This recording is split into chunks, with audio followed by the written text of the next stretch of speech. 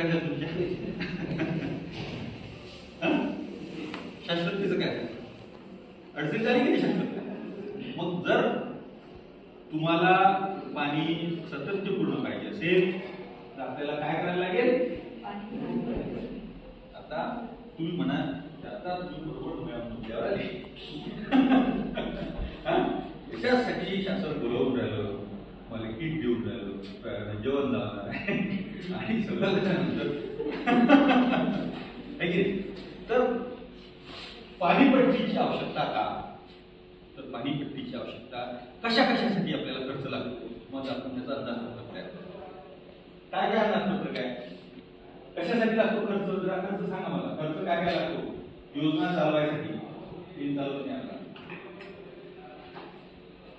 सांगा, गावाची योजना चालवायसाठी खर्च कोणकोणता आहे? देखभाल दुरुस्ती, मोटर लाईट, पाईप, छान, एक देखभाल दुरुस्ती. अजून इलेक्ट्रिक बिल. दुसरं लिकेज दुरुस्ती, देखभाल दुरुस्ती. अजून नोकर पगार. अजून क्लोरीन. म्हणजे जवळजवळ आता शिक्षणाचा एक टप्पा आपण काढलेला आहे. मला सगळ्यांना या गोष्टी माहीत आहे की क्लोरीनसाठी आपण पण फॅक्ट काय सध्या 5 महिन्यापासून आमच्या कर्मचाऱ्याचे पगार नाही आहे का? कोणाचे रेग्युलर पगार आहे का? कोणी आहे? कर्मचारी कोण पाणी पुरवठा कर्मचारी. आता तुम्हाला रेग्युलर पगार कोणाकोणाला सरकार तुमचा